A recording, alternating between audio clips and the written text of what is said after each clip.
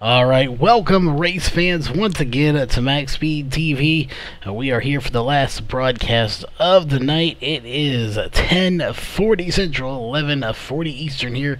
We are bringing you the Highway XT3 150 presented by Highway Equipment Company. Before we get into all the racing stuff, we'll go through all the sponsors and partners that make all of this possible here for the broadcast. On the MaxSpeedTV side of things, there is Walls Beard Co. They are the official beard product of MaxSpeedTV, so make sure you check them out at wallsbeardco.com. SimSpeedShop.com. If you're looking to get a button box or a e-brake, make sure you check these guys out. They can definitely help you out with upping your game here on iRacing. Elite 7 Racing, they are the official dirt team of MaxSpeedTV, so of course make sure you check them out as well. They have a brand new website, elite7racing.com. Ohio IndyCar League.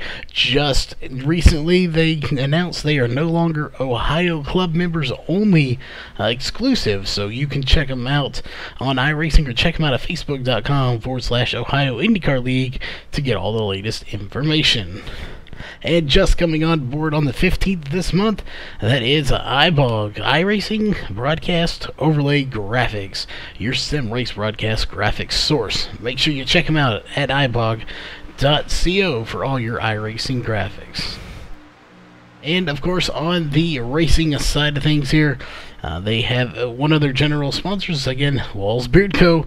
They are a great sponsor. Make sure you check them out at wallsbeardco.com.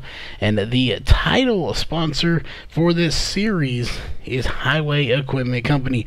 They have two divisions. One of those is, of course, Highway, and the other is New Leader. Both of these and their great products can be found at highwayequipment.com. So make sure you check them out. Again, that is Highway and New Leader and highwayequipment.com for all of that great products they offer. So definitely check them out. See if there's anything you might need for your business. That being said, here it is just about time to get things started. So to go through all the point standings, what's coming up this week, pre-race analysts coming up here in the next few minutes. But that being said, we do have our second chair, of course, and that is KR Stolfus. So, KR, welcome to the booth once again here for this great race. Oh, man, it's wonderful weather here at Talladega, Alabama. She's big, she's fast, and she's mean. We're going to see some cars getting rowdy out here tonight, and I'll tell you what, I'm excited for this race, and I'm looking forward to seeing what these guys here in the Northwest League can throw down here at Talladega. And we got 20 cars here as Brian Barnes just connected. Again, Talladega for 57 laps. This is one of those tracks where anything can happen, and anything probably will happen as it gets very exciting. We've already seen them four wide here in practice, is what they're doing right now. Just sitting here in practice, going out there, fixing to probably do another pit party here. We have about 26 minutes to go. So, you know, that's what's coming up here. But you were talking about the nice weather. Better time than any. Let's pull up your pre-race analysts here. Partly cloudy, wind out of the north at 2 miles per hour. Air temp 78 degrees. So, like you said, nice, warm but not too hot. However, speaking of hot, 104 degree track temperature. So that track is actually pretty toasty. Yeah, it's toasty. It's going to eat up some tires. And you may not be thinking that Talladega is super important on tires, but it does make a difference in how you get into corner entry. And the more you wear out your tire, the more you have to turn the wheel. The more you turn your wheel, the more you're going to scrub some speed. So if we get into a long green flag run, well, tires are going to be a very important part, and we'll probably see a lot of guys come down pit road and take 4 fresh tires. It definitely will. We did talk to some of the drivers earlier, and they said talking about these tires will wear, and you're definitely going to want to take tires if there's a caution. And when you take your pit stop, you'll probably get tires. But keep in mind, they will wear, but they can make it on tires. They don't have to pit for tires if they don't want to. However, like you said, this track will eat them up, and they're going to want them. Doesn't necessarily mean their total junk after a run. You could potentially just take right sides or something, because you could make it, as it's only a 57 lap race, but you know, they're going to want tires. That being said, the fuel window is only 22 to 24 laps, so we're looking at least a one-stop race here, you know, barring any cautions. If we have cautions, you know, it's going to change things up. Yeah, cautions are always the, let's say, the wild card here at Talladega. Anything could happen. Any number of strategies could start to be played out. And I'll tell you what, man, speaking of pit stops, getting slowed down from almost 200 miles an hour to 55 miles an hour, when these guys decide to make green flag pit stops, that's going to be an interesting little segment to be watching, because there's going to be guys locking up the brakes, and I promise you, somebody is going to go blowing through the cones and end up in the grass. Yeah, definitely you don't want to do that. Almost 200 miles an hour, like you said. That is a very, very fast speed.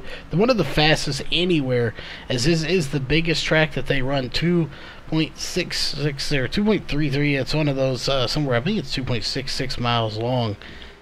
So, you know, regardless, it's still the biggest track around. So it's going to make it very interesting to try to get it slowed up. And there very well could be some black flag penalties for stop and goes if they speed and pit, or end a line if it's under caution. So, you know, we're going to have to keep an eye on that and see how all of that plays out. If we see someone pit after their pit stop has already been taken, most likely it is a speeding penalty. And good news is you can pit without going a lap down. The bad news is you're going to be out of the draft, so you're probably going to lose it eventually anyway. Yeah, it's going to be easy to lose the draft here at Talladega, especially if you're the last car in line of a long line of cars. Those cars are going to create a lot of energy. If you're that last car and you have a little bit of a bobble, there's no one back behind you to pick you up. So you fall into danger very quick of losing the draft. And that last car, if he loses the draft with no one around to help him, oh man, what a night he's gonna have. Yeah, it's one thing you definitely you don't want to do. You can easily have a very bad night here, and you know, keep that in mind. You could have a bad night that really be none of your fault at all. All those things play in here. This is a super speedway plate track, side by side, 3 wide, and again sometimes 4 wide if they're in practice. So, you know, you're kind of at the mercy of other drivers in this race. You know, you're not, but you are, all at the same time. As, you know, you're kind of sitting there hoping the car, if you're on the inside, doesn't come down. If you're on the inside or outside, you're hoping the car on the inside doesn't come up into you. Side drafting is a way to get around this track, but you can't get it too close, especially here on iRacing, where you could get into that invisible border of their car. And the big thing we're going to look here for tonight, and I'm sure you've dealt with it and seen it before here in broadcast, is hooking. If you get to someone's back bumper just ever so slightly and you're not squared up with them, you could potentially hook them and spin around. Best case scenario, you spin them and they go to the inside. If they go to the outside, you're going to take out some cars. Yeah, I've been witness to it not only in broadcasting, but I have hooked somebody and I have been hooked while out there racing. And I can tell you, it's a very jarring experience for everyone involved. The guy who hooked you, man, you know, when I've been the one that did the hooking, I felt terrible, because you're trying to bump the car in front of you. You're trying to get that much more speed out of it, and then things just go wrong. And then when you're the one that gets hooked, you're like, oh man, that guy behind me, he doesn't know what he's doing. And then all of a sudden the rest of the field just comes plowing into you and your race is over. So yeah, being a part of it, having happened to me, having dished out a hook or two myself, and witnessing it and broadcasting, I promise you, we're probably going to see that happen here at least once tonight. Yeah, hopefully it doesn't happen too terribly many times, but I believe you are right. It is going to happen At some point here tonight, somebody's going to go around. The question is, again, are they going to go to the inside or outside? All that's really going to determine how many cars are taken out, if we're going to have the big one, or when we're going to have the big one, more to say. I don't think we got 20 cars here. We may not have a too terribly big of a wreck, but it is possible to have one. We'll just have to kind of wait and see, especially in the later laps here. We might possibly see some a little bit more aggressive racing. So again, time will tell on that, but again, we're here with about 19 minutes to go. Seems like a good time to go through our point standings here, as we'll pull those up on the screen. KR has a copy of those as well. So, looking at the point standings, you see a lot of gaps in here. You see 60 points out, 68 points out, 70 points out, 80 points out. These guys are really spread out as far as points. But in 2 weeks' time, we have one race, and then we go to playoffs. So, again, these points are going to be reset, and only the top 8 are actually going to be battling for the championship. Yeah, the top 8 is very important as we look at Scott. Man, he's currently 8th in the points right now, and he's not too far behind 7th place of Matt Henry. But Brett Johnson, he's outside looking in, almost 30 points behind Scott, man. But the guy on top of the charts right now, that's Christopher White in the SimStar Motorsports. As I get a little tongue-tied there. He's sitting pretty. He's got a couple wins on the season, and he has a significant point lead over 8th place. So when these points get reset, he's gonna lose some ground overall, but man, he's gonna make it into the playoffs, and that's the name of the game right now.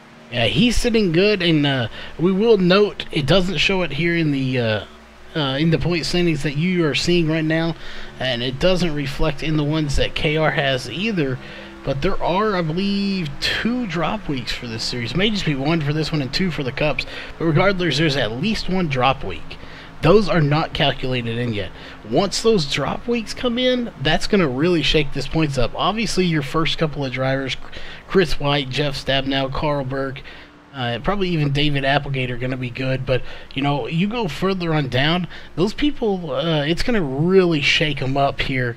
As we were doing the math earlier, and there's a really good battle for 8th place right now in the point standings. But again, probably next week we'll figure that up with the drop week, and we'll let you know a closer idea. But that drop week really changes things. Yeah, drop weeks really can shake up a standings, as you mentioned, and they can also give somebody a chance who had either a bad week or missed a week because of any number of reasons. We are out here doing this racing stuff for fun on iRacing, and we're not like the NASCAR drivers who are paid lots of money to show up each and every week.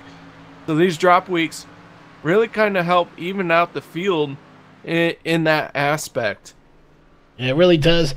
And quick to change the subject here, we just got word from Jeff Stabnow. They are waiting on John Ottenbacher and Brett Johnson. We did get started a little bit late here due to some technical difficulties. But again, that was with iRacing, not the league or us, so that was just an iRacing issue. But they are here, about ready to advance it in about 5 minutes, so we're actually going to advance a little bit early from what the clock says there, 15 minutes. Again, they're just waiting on John Ottenbacher and Brett Johnson. As soon as they get back in here, we're going to move straight into qualifying. Qualifying here at Talladega, we're going to see these guys go out in single car qualifying. We'll try and bring you the action as it happens. But one of the things we're going to see in qualifying here is a lot of guys are going to run the top side for the warm-up and maybe even for their first lap on the clock. And then they're going to drop down and run right around that yellow line to try and set the fastest time they can. Yeah, they definitely are. It's different doing lone car lone qualifying here than it is doing open qual. It's just quite a bit different. You won't get that drafting, so it's going to change things from qualifying to race. It's going to be totally different. But that being said here, we're actually going to go ahead and step away, get to the national anthem, because we're not exactly sure on the time that they're going to advance it. Probably here in about 4.5 minutes. But that being said, qualifying is going to take quite a bit of time too. You know, we're talking 50 seconds around this track, nearly 52, 53 without a draft. So, again, it will take them a good 5 minutes or even the 10 minutes to actually complete their lap. So, we're going to step away here, get to the national anthem, and then we'll be right back here, and then they will be advancing to qualifying here very shortly. We take you down onto the track for our opening ceremonies. Ladies and gentlemen, please rise. Please remove your hats.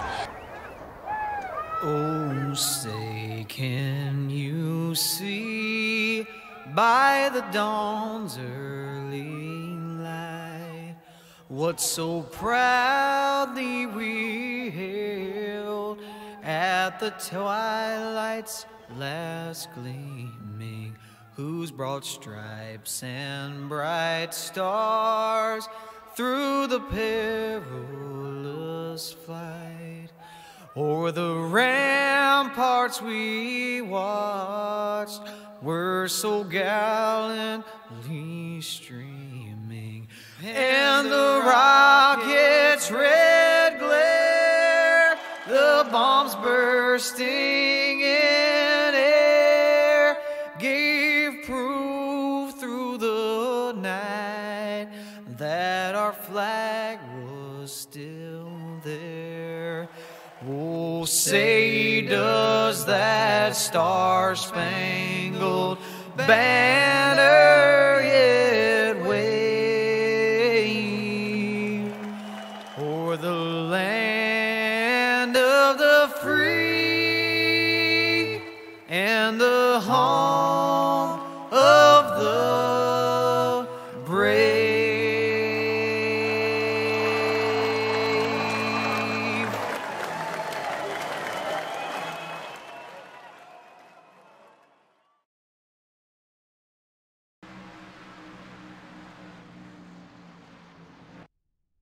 It.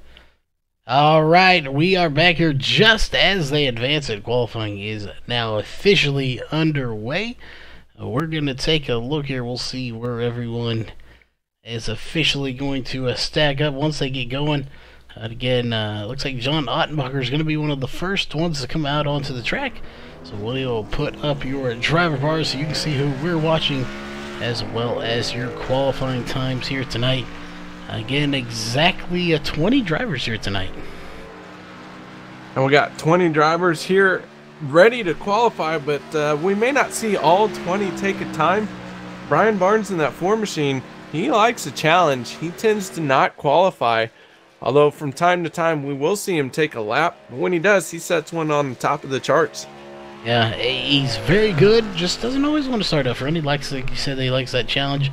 You know, I'm curious here if anyone's going to take that chance and not qualify, as again, this is a little bit different. It's not like a track where it's all about how fast you are and getting around this track by yourself. You've kind of got to rely on other people. So, you know, I would have ventured to guess we're going to see everyone qualify, but, you know, starting in the back isn't always a bad thing here, but then again, it's not always a good thing either. No, you know, it's all about controlling the space around you here at Talladega. And, you know, if there is a lot going on, as the cars are wiggling, the cars are moving, and everyone's jockeying for position, you may want to drop back and let the quote-unquote big one happen. Well, you know, if you're in the back and the big one happens, that gives you time to get on the brakes, maybe find a hole, an opening, any number of things to squeeze through and get through that accident. That is, as again, everyone's on their second, or their first lap, second if you count the warm-up, but their actual first time lapse here. So, you know, difference right now, they're only doing 180 compared to almost 200 with the draft. So that right there shows you how much slower their times are going to be, as John Ottenbacher will put in a time there of a 53.977. Keep in mind, they were running 49s in the draft. Yeah, so these cars by themselves not going to lay down a super fast time like we will see when they're all in the draft pack, and that's how important it is to have that draft. And we talked about it earlier. You know, losing that draft is going to cost you a lot of time, and you can see it here. These guys by themselves are turning 53, almost 54 second lap times. And interesting, James Dalzell up at the top in that 51 machine. You know, we've seen him up towards the front. I don't believe have ever seen him lead a lap, but he's the top of the charts, or at least he was. Now Brad Cornell is going to take it to the top with Chris White right behind him with a 53.911 and a 53.935. And there goes John Ottenbacher. He's going to take the top time again. And just like that, Jeff Stabnell is going to take it with a 53.541. The times are changing quickly as these guys are logging their laps and getting them set in stone. And we got about 3-4 cars out on track right now. Corey Walters, Brandon Weinberg, Frank Harris, and Brian Barnes. Those 4 are all out on track who have not set a time yet.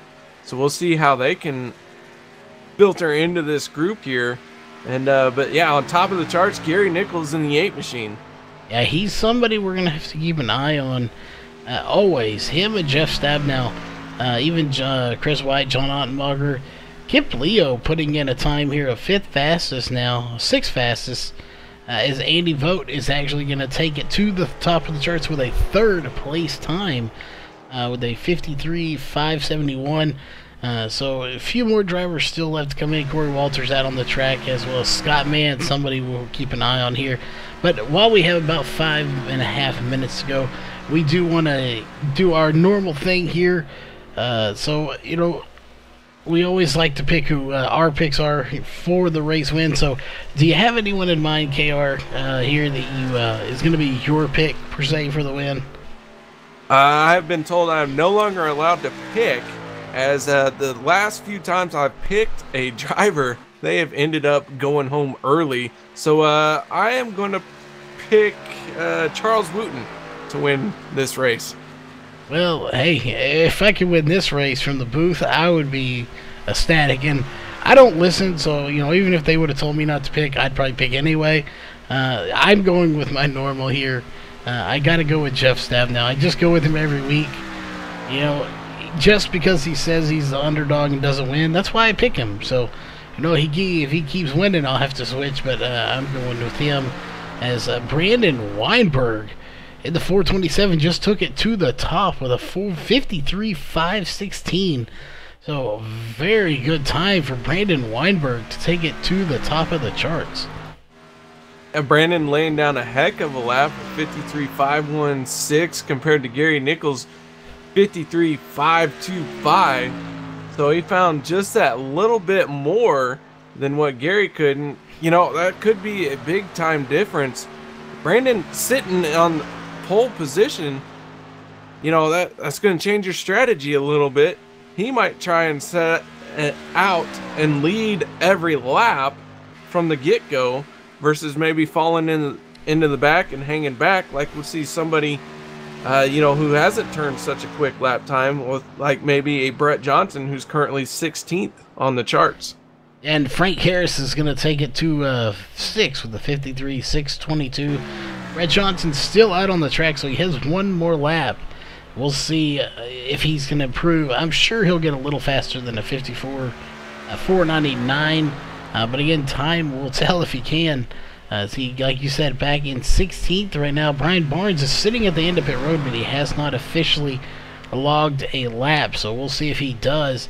Note, Tom Green, Gerald Heffley, and Carl Burke have not taken times at all. They haven't even got out onto the track at the moment, but there it is. Brett Johnson, 4th fastest, 53.554. You know, and I'm watching Brian Barnes in the 4 machine. He is sitting just outside of that start-finish line. He hasn't crossed it yet. So I wonder if he's going to cross it at the last moment and set the largest lap time, and thereby having the most points. I would be venturing to guess. There he goes. He just crossed it, so he is indeed... with 2.5 minutes, he's going to take a 4-minute and 20-second time. Clearly the slowest, but on purpose, because there's no way, unless he just forgot where the gas was for his last lap and it stopped, 20 feet before the line, which I seriously doubt happened. He was out to set the slowest time he could, so he will start dead last. The thing is, he's not going to start dead last with 3 guys behind him that did not qualify, of Tom Green, Gerald Heffley, and Carl Burke. They will actually start behind him. Yeah, see, it's not all about that. See, he's got the most time out on the track now. He has the most experience. Like, he has the best time if you were keeping score for how long it was. Instead, in racing, we prefer to score it like golf.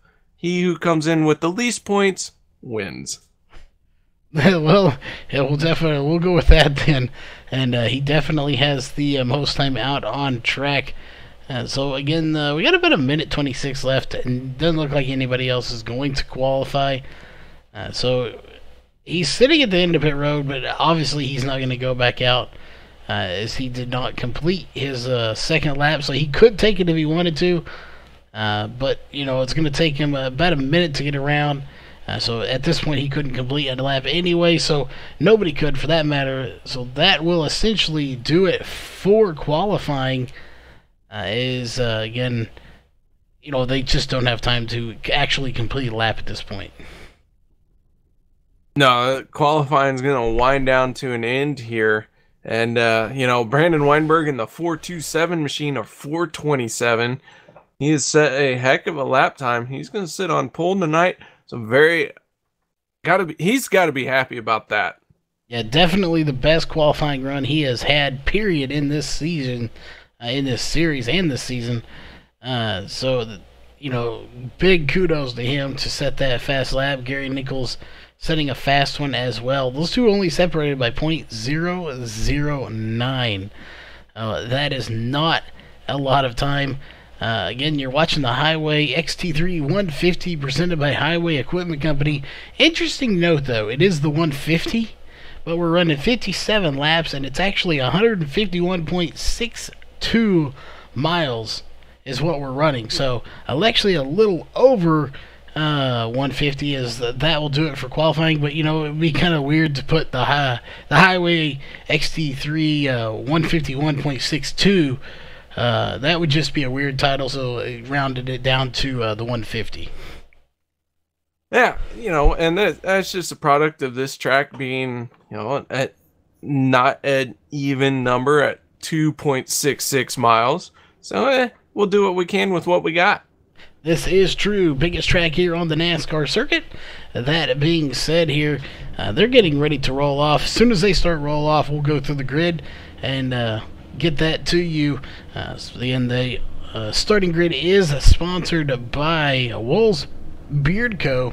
Again, the official beard product company of MaxSpeedTV.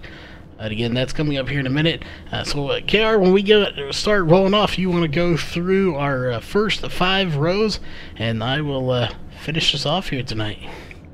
I sure will, man. And we got Brandon Weinberg winning the pole here tonight in spectacular and awesome fashion. He had the smoothest, he had the fastest. That car was greased lightning with a 53.516. Gary Nichols is going to round out our Wells Beard Co. row number 1, starting on the outside with a 53.524. In row number 2, we will have Jeff Stabnow on the inside and Brett Johnson on the outside in the 7 machine. Row number 3 is going to be made up of Scott Mann and Andy Vogt on the outside. Matt Henry is going to start in 7th. Row 4 inside. On his outside will be the 15 machine of Frank Harris. Chris White and the 35 machine is going to start row number 5 inside, and rounding out your top 10 for qualifying will be my pick from last week, who I ruined his race, John Ottenbacher, going to start 10th here tonight. And right behind them in row 6 is going to be the 16 of Kip Leo, starting in 16th, and in 12th be the 51 of James Dalziel.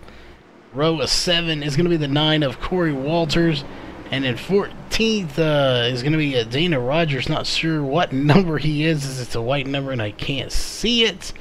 Row 8 is going to be another number we can't see there. The 15th, Brad Cornell, and the 16th place, the 23 of David Applegate. Row 9 is going to be the 4 of Brian Barnes, and the 53 and 18th of Carl Burke. Row 10 is going to be Tom Green and Gerald Heffley. Row 11, well, there's nobody in row 11, so that do it for your Walls Beard Co. starting grid. And it looks like Brandon Weinberg may be having a connection issue there as he blinked a little bit. But the lights are off, so Pace Car is getting ready to dive off so we can get this thing started. Again, 57 laps is what we have here, 151.62 miles. It sure is. Going to be a great one. Pace car peeling off. Brandon Weinberg in control of the field in this green 427 machine. These guys got to wait patiently as the start-finish line is not in the middle of the tri-oval. It's a little bit further down. So as soon as these guys get on the throttle, we're going to get underway. And there we go. Green flag flying. We are racing here at Talladega. And again, keep in mind, this is Talladega. So for all the fans out there watching it, it's not a very quick start. It's not like you see at a lot of these tracks where green flag comes on and they hit the gas. They do hit the gas. You just don't notice it until we get a lap or two in, when these guys get really up to speed. So again, that's what they're doing right now. It's basically like qualifying, but with 19 other cars out there with you right now. You're just getting up to speed, and it's going to be interesting here so far. Still too wide for the front four, then they went single file. But how long will they stay double too wide here? Will they go 3 wide? And will they single file out? One of those 3 things is probably going to happen. The question is, when will it happen? When will it happen? And will we have the big one here tonight? Oh, I promise you we'll have a big one here tonight. Whether it's a big party in Victory Lane or a big accident out on the track, there will be a big one as we see Gary Nichols in the 8 get a good run on the outside of the 427 of Brandon Weinberg. And we have a new leader now. We do indeed. New leader is number 8 of Gary Nichols. Question is, how long can he hang on to that lead, as he's got company coming on the outside of Brett Johnson. Brett Johnson has the lead at the moment. The question is, who will have it at the line? That's where it officially counts, so that's where you want to lead it. Again, you can lead it all day long. If you don't lead it at the line, you're not going to win the race. So you've got to lead it coming across the line, as they are side by side. But I believe this lap will go to the 8 of Gary Nichols. We'll see here. It's not done just yet, but it is Gary Nichols leading that lap. That 7 machine of Brett Johnson, the first car on that outside line. This outside line has 5 cars, creating a lot of energy for them, and it looks like they're going to get some more, but they got to form up a little bit closer. If you look at the inside line, they're knit really tightly packed. And this outside line, those 5 cars are spread out a little bit, and compared to the first 4 cars on this inside. They are indeed, and we said we'd do this earlier. You know, this is pack racing. It makes it real interesting to see what they see here. So let's go down here real fast while we can. Let's go to the 24 of Jeff Stabnell, and let's go to his roll bar camera as we go on board with the new leader onboard camera here, and you can see what they can see here. And just look how close these cars are together. It really shows the talent level here. Yeah, they're running real close together, and at 193 to 195 miles an hour, and they will be getting close to each other's bumpers and fenders on the sides of these things as they sail off into turn 3. They are indeed. Again, we're just running on board with these guys right now. Kind of going through the fields here, so we'll go on board with John Ottenbacher. He is running the highway onboard camera here. A little bit further back, he's actually mid-pack, so he's right square in the middle of things, as he can see him kind of weaving back and forth in front of him. That can't be very good. It's kind of unsettling almost as you're watching watching these guys weave back and forth in front of you. It almost makes your stomach turn just a little bit, thinking that the big one could happen at any minute. Yeah, when these drivers start snaking around like that on the straightaway, and there it goes, the 427 getting a little nudge from the 24, Jeff Stabnow. And Brandon Weinberg, our pole sitter, he's going to have to drop all the way to the back here. He's going to try and make this corner. He's going to fit into a spot here somewhere. Looks like everyone's going to give him room, but he's lost a lot of ground. And yeah, that's all part of everyone trying to snake and stay in the draft instead of just running a straight line. Yeah, as we were going on board, we actually saw him dive way down. Good job to not spin it out. The good news is he did get back up in the pack here before they all passed him, so he is back up to speed, and he is going to not lose too much time, as he's definitely not going to lose the draft, and that's the biggest thing. He's just got to get his way back up to the front. But again, this is pack racing, so that shouldn't be too terribly hard for him to do here. But they've got to kind of regroup. You know, you got the front half here that are really tightly packed, but you go further back to about 10th, even about 12th on, they're really loosely packed. They're not real tight, and if they don't get it together, they're going to lose that draft here shortly. Speaking of losing draft, Carl Burke in that 53 machine, last car on the track, and he is one of those guys who is losing that draft. He's currently running about 3 miles an hour slower than everyone else in front of him, and that's going to start really adding up here when he does lose that entire draft. He'll be sitting down around 180 miles an hour. Yeah, he definitely will. Meanwhile, Gary Nichols still in front. The 7 goes around, and we have a huge pileup on the outside. And we'll see how many officially get involved. But looks like the 7 of Brett Johnson is going to be the one of the biggest losers here. So let's go back and take a look.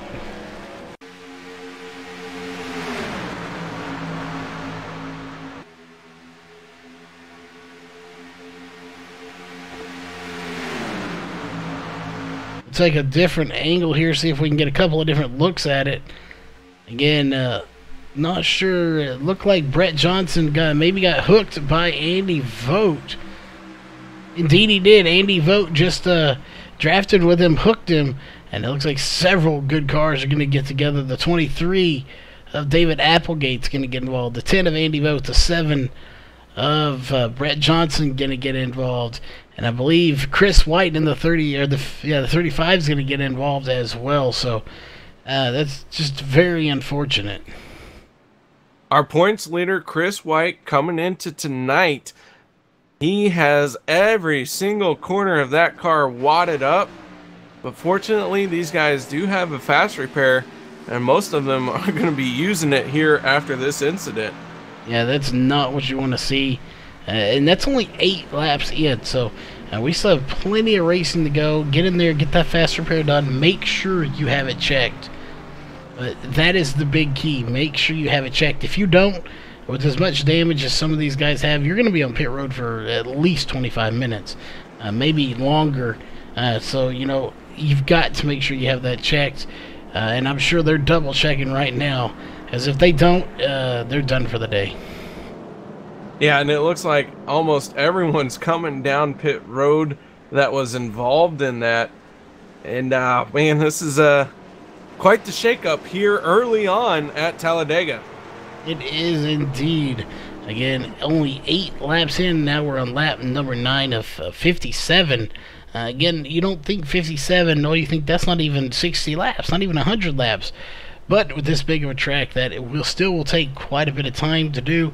as that is our first caution for 2 laps so far. 49 laps to go, 2 lead changes so far here in your race. So taking a look here, obviously you didn't, you opted not to pick anyone because you were told you couldn't pick anyone anymore. Jeff Stabnow, my pick, running back in 8th place right now. He was not involved in that, and he actually pitted. So interesting. He 14.5 seconds. It looks like he took tires and fuel. Interesting call there. He went ahead and pitted, even though he was not involved in this. Yeah, Brandon Weinberg also pitted for a very short time, and we had a couple of drivers just come in, take tires and fuel, and get back out there. Again, keep it in mind for anyone that's out there watching, fuel is 22 to 24 laps, so you know they're just topping off. You have some of these guys maybe working together. We know there's teammates out there, so you come in, you get some extra fuel. Maybe you can stay out a little bit longer if we go green from here on out, and put a guy a lap down, and potentially hold him a lap down if you don't have to pit.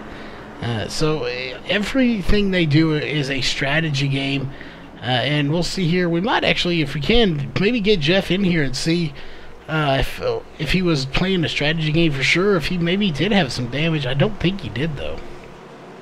Jeff Stabnow, KR and Charles up in the broadcast booth. You got your ears on, man? Yeah, I got you guys. Well, we're kind of curious here. We saw you went down pit road, but I didn't see you get involved in that wreck. So, did you get a little damage, or are you playing a strategy game here today? No, actually, I was a little unsure there. We had I think we were on about lap 2 or something, and I blinked out, so I'm not sure about my connectivity. It's been solid ever since. When that wreck happened, I had a couple of the guys ghost through me, so I didn't feel like we took damage, but it looked like they came through me, so I just wanted to check and make sure. It's early enough in the race. Figured we'd get the track position back.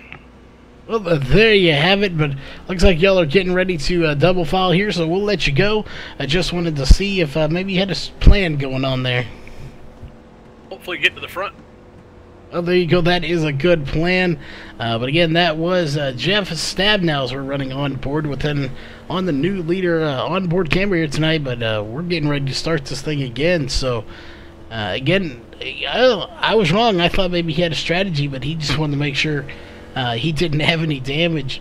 So that is what that was for, as we're getting ready to get the green flag. Gary Nichols is going to be leading them to the start this time. Yeah, Brandon Weinberg, very appreciative of that caution. We saw him get hooked a little bit down the backstretch from leading or I shouldn't say from leading, but one of the front runners lost a lot of ground, and here he is making his way back up to the front, currently scored in 7th spot. And one that I want to point out here, you noticed him from last week, or last week's winner. That is Scott Mann in the 90. Look who's sitting outside right now on the front row. So, last week's winner is a little bit different here. Last week, obviously, he dominated, putting the field pretty much a lap down. Actually, he did put the entire field a lap down at one point, and all that. But that's not going to happen here, most likely.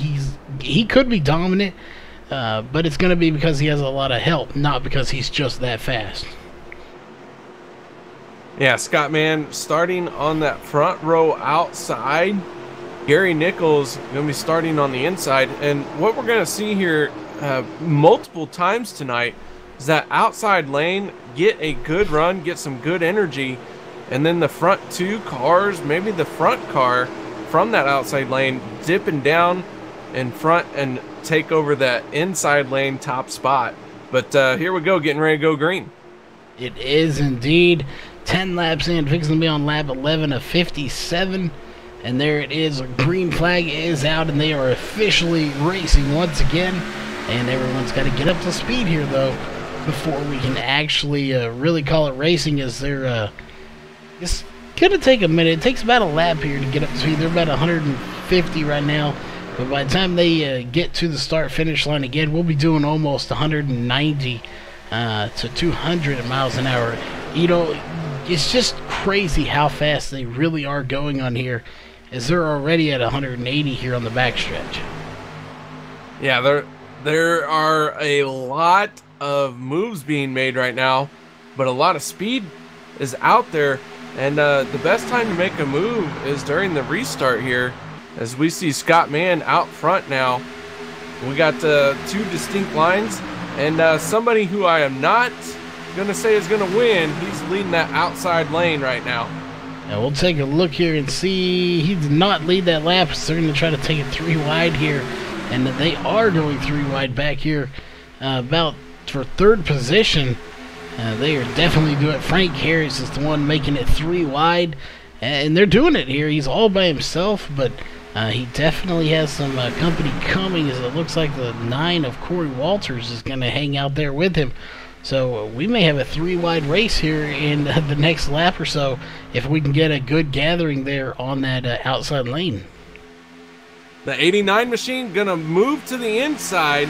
Our new leader, he led the last lap. He's gonna come around. Looks like he might be able to pull off leading another one. But John Ottenbacher out front with Scott Mann pushing him. And I'm telling you, I watched Scott Mann in practice. He spent a lot of time pushing cars in practice. So if there's someone I want behind me, that's Scott Mann. Yeah, definitely. He is a very fast, very competitive, a very good driver. So if you want anybody behind you, it is him for sure. And it looks like the 3rd outside lane really just kind of fizzled out. But they're still 2 wide. You got people snaking it all the way back. But again, keep in mind, just because you see them snaking out there for anyone watching, doesn't mean they just can't hold a straight line. You know, you've got to tuck out every once in a while to try to get some fresh air. Too much, and you won't be able to do anything as far as drafting. But you don't want to stay sucked up to the back of their bumper the entire time, or you will get very hot. You have to kind of peek out there and get some fresh air. So that's kind of what some of them are doing here, is just getting that clean air. Yeah, I was running the Daytona 500 here on iRacing last year, not this year, but last year. Got into some pit problems along with everyone else that I came down pit road with. And so we decided we were going to try. Oh, Field's in trouble here. Ooh, and that's Jeff Stabnow. You probably shouldn't have picked him. And he is doing about 100 miles an hour. Still flipping that car here. He is back on his wheels, but that car is torn up, and it is not even going to drive straight. So let's go back and take a look.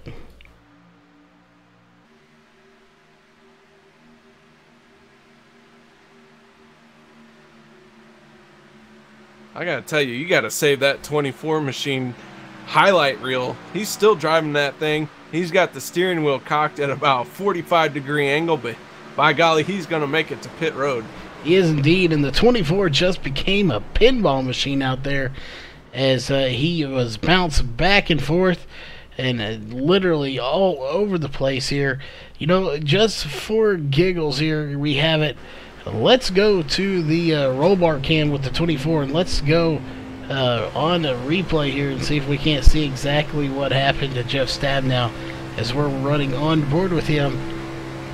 There you see the 16 and him made a little contact, and we'll see what exactly happened. He gets it in there 3 wide, bounces off the 07 of Dana Rogers, and then it was on from there as he goes for a finally ride. Quite the turnaround, quite the mess for some of these front runners, and fortunately that some of these guys are going to have their fast repair. And you know, Jeff Stabnow not taking the tow, he's going to stay on the lead lap, and he sounded like when we talked to him earlier, he did not use his fast repair, so he's going to need it here to straighten this thing up, because it is a wadded up soda can. It is, and it's a wonder as we're watching him pull it on the pit road. It's a wonder his pit crew didn't tell him he was too sideways in pit road, as he may have been pointed one direction, but the rear end of that car was going a totally different direction. As you said, that car was torn completely up, but he is on the lead lap still. He does use his fast repair. There is your leader, Scott Mann, out front for the 2nd week in a row. And Jeff Stabnow barely beats Scott Mann and the pace car off of pit road. So he is going to maintain that lead lap. He's got all new fresh fenders.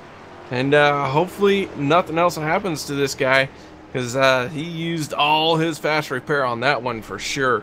Yes, definitely that pit crew worked wonders.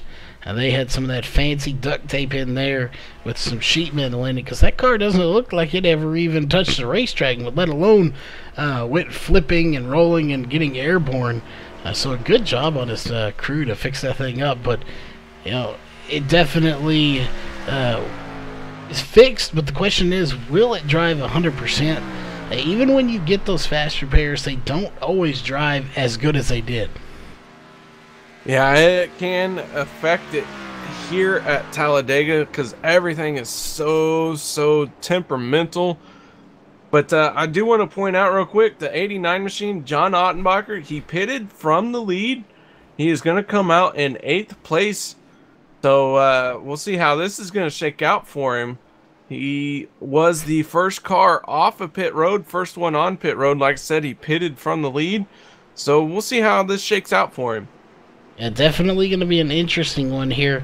And, you know, we'll look here. I'm not sure who that is. The 53, possibly? No, it's not the 53. Carl Burke in the 53.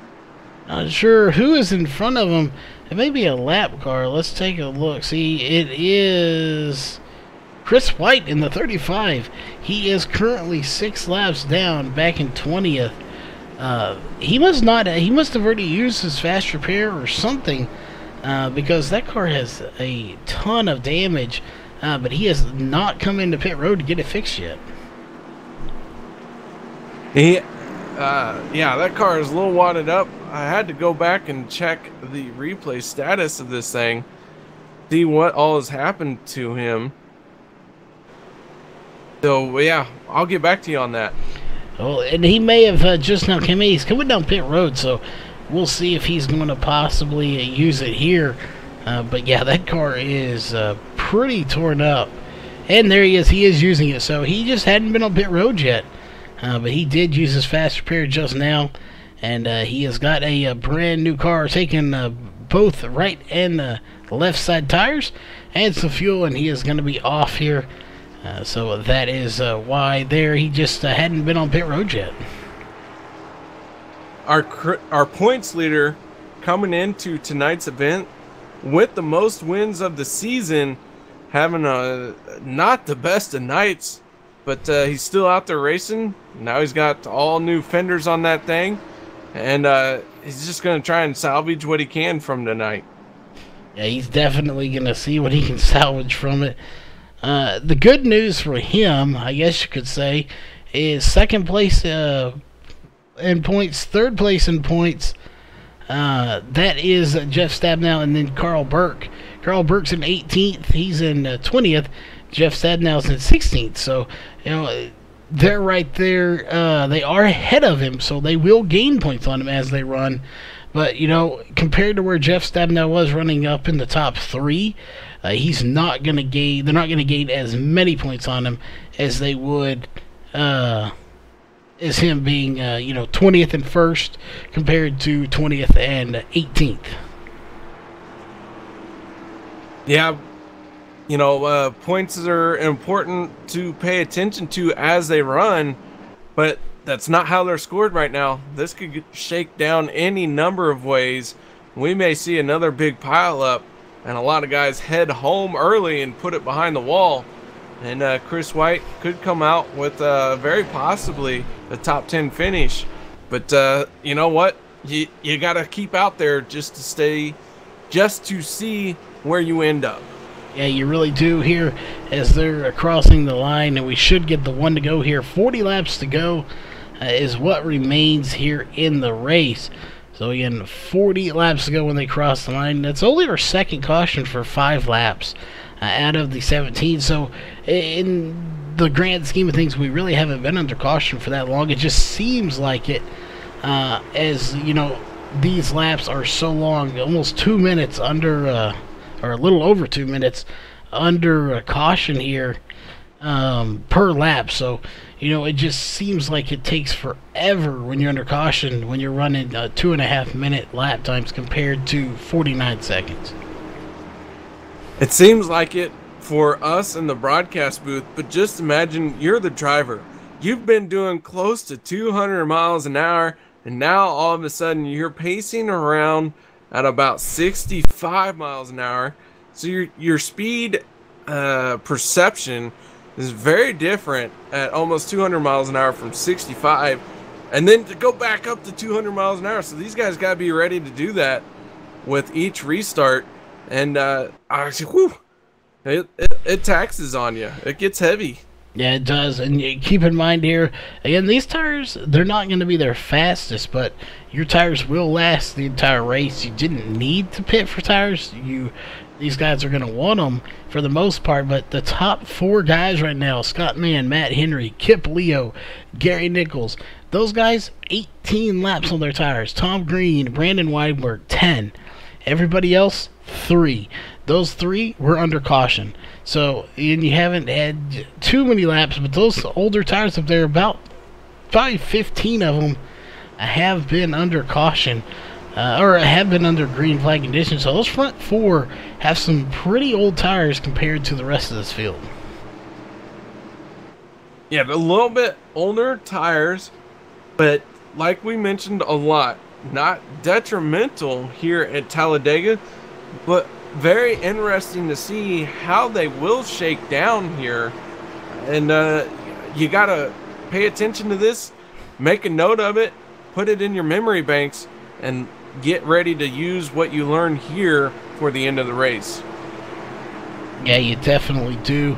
As everybody's winding up here, getting that car revved up just a little bit more than it was, because we are going green once again. And Scott Mann getting a bit of a jump.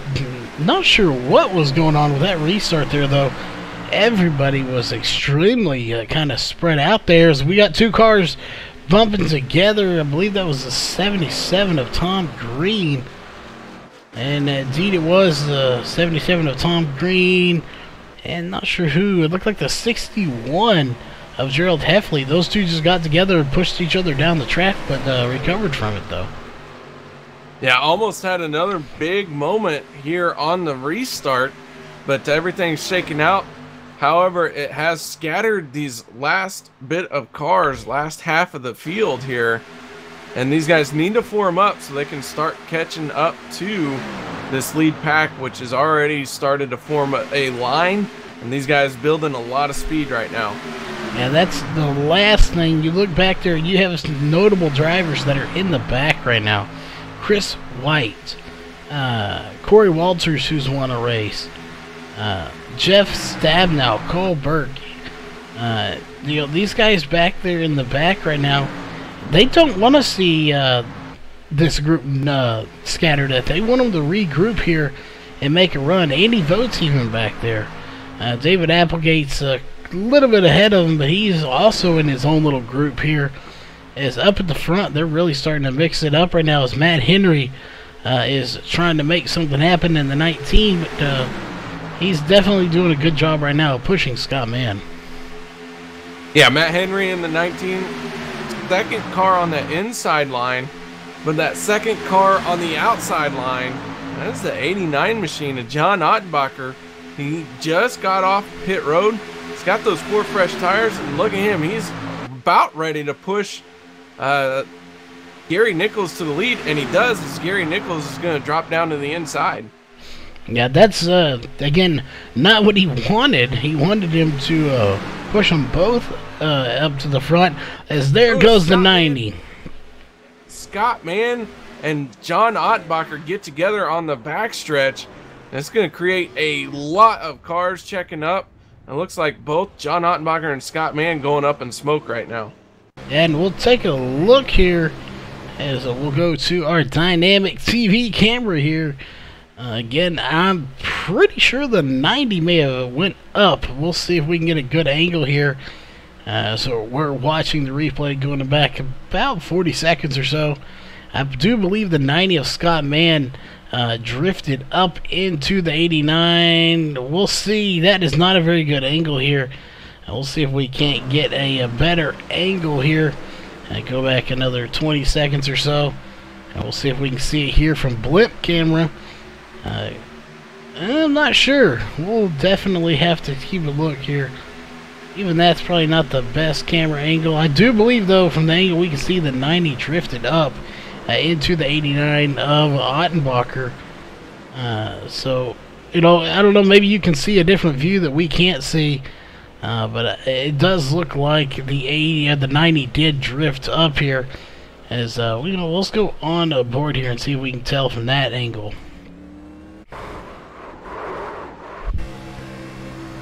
Riding on with Scott Mann right now, so we'll see what possibly happened here.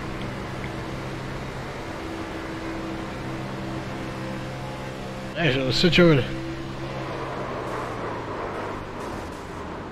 Alright, here we go. We got a good view here. We're riding on board with John Ottenbacher here. We'll see what possibly happened here. See if John Ottenbacher came down or if the 90 went up. I don't know. Maybe it might have been the 89 of John Ottenbacher coming down just a little bit.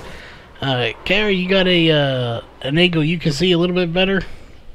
From the angles I've watched, it really looked like the 90 did a lot of coming up, trying to make a move, stepping out of line, and John Ottenbacher not really sure what that 90 machine was doing. Yeah, so to sum it up, racing. You know, yeah. Nobody knows what anybody's doing out there. You got to work together, but it's hard. You know, you could chalk that up to the 89 maybe drifting down, the 90 maybe drifting up a little bit. But either way, they're both going to be involved in the wreck and go to the back of this field. But keep in mind, they are all back out on the track, so that is good. The only one that is out of the race is Brad Cornell right now. He is currently 7 laps down out of the race. But Jeff Stabnow sitting in 4th, so he's rebounded. So has Carl Burke, Andy Vogt. All those guys back up at the front. But you want to pull John Ottenbacher in here? We'll see if we can't get a quick word in with him to see what maybe happened from his point of view. John Ottenbacher, this is KR and Charles in the broadcast booth. You got your ears on? I got you guys. Well, we're kind of curious. We watched that replay over and over again to figure out what happened. Not sure if we saw you maybe come down a little or if the 90 went up a little. It looked like it was so close. Not real sure on our end, but we're just going to get a word with you here, see if you might could give us some insight on what it was going on down there. I'm not sure. I thought I was holding my line and it looked like the 90 came up, but without seeing the replay, I'm not sure. Well, even seeing the replay, I can tell you this, you might still not know. But it was definitely a close one. We watched it from about 6 different angles and still really couldn't tell. Again, it may have been a combination of little wiggle or little up and little down from everybody. But did you use your fast spare? Because it looks like you got a clean car and you're back out there ready to go. Yep, I had to use her. Oh, good news is you do have one. Bad news is you had to use it. So, you know, with any luck, you'll be back in the top. You know, if it's anything like Jeff Stabnow up there, one of your teammates, he is up in 4th. He was where you're at about 2 laps ago. So, you know, you can get back to the front. So we'll definitely look to see you up there later in this race. Yeah, I think I'll just try and hook on to somebody and stay back here, see what happens, and try and make a run for it at the end. Well, definitely be looking for you. KR, any last-minute thoughts or questions for John before we let him go? Just a statement. That was not my fault, John. Yeah, I was wondering if you picked me tonight. I was not my fault. Nice. All right, thank you very much for joining us, John. We'll get you back up to your team. Well, there you have it.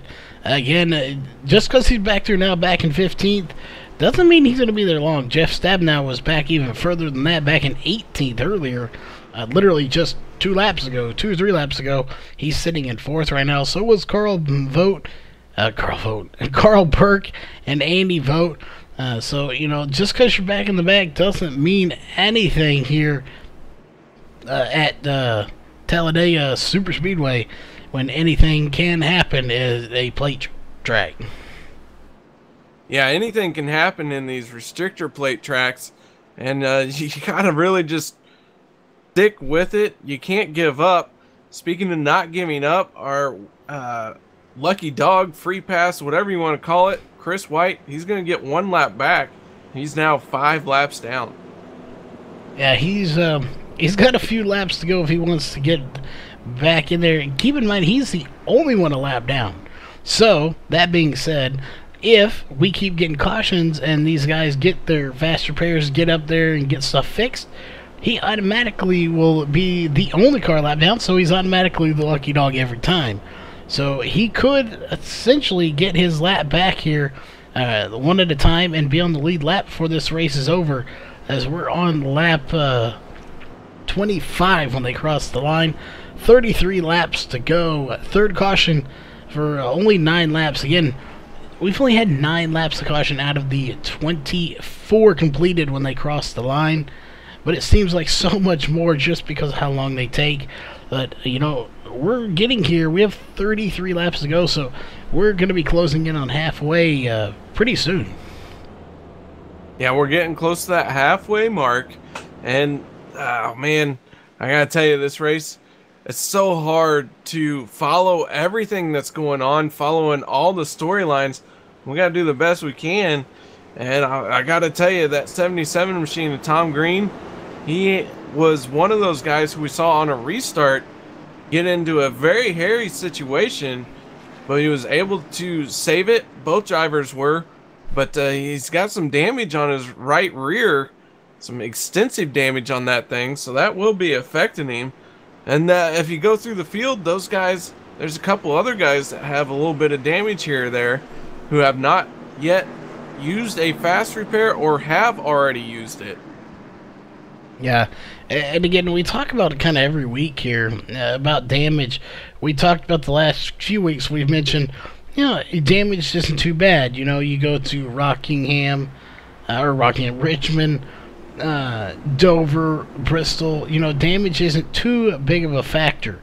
Here, total opposite. You get a little dent in your splitter from a little pebble on the track, and it can mess your car up.